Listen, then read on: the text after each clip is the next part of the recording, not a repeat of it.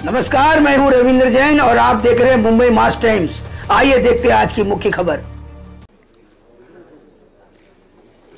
सभापती महोदय, माननीय सुनील शिंदे यांचा जो मूळ प्रश्न आहे, रेडी रेकनर दर शासनाने वाढवू नये असा आहे, या प्रश्नाचा गाभा असा आहे। परंतु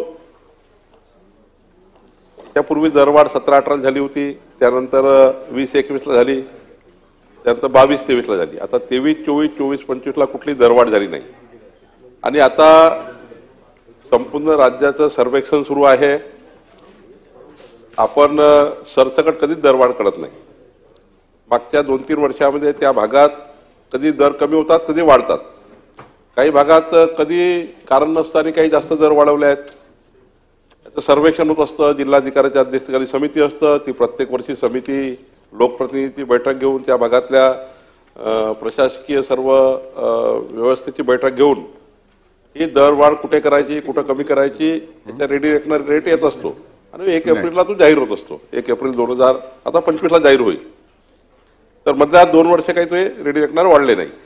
पण या ठिकाणी पूर्ण राज्याचा एकंदरीत आता सर्वेक्षण सुरू आहे, ते पूर्ण झालं आहे। आणि ज्यामध्ये जिथे काही कारण नसताना खूप वाढवून ठेवले आहे तिथे कमी होतात, आणि काही कारण नसताना ज्या ठिकाणी काही तिथे थांबलेले आहेत, ज्या ठिकाणी मोठ्या प्रमाणावर खरेदी झालेल्या आहे, मोठ्या प्रमाणावर त्या ठिकाणी जास्त रेटनी खरेदी झालेल्या आहेत, त्या रेटवर आपण दरवाढ करतो।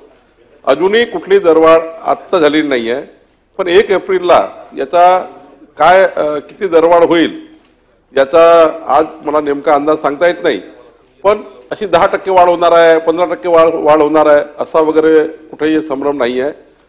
जे योग्य पद्धतीने जिथे वाढवले पाहिजे तिथे वाढवले जातील, जिथे कमी करायची गरज आहे, कारण जिथे काही कारण नसताना वाढवून ठेवले आहे तिथे या दोन्ही बाबी सुरू आहे सरकारकडे।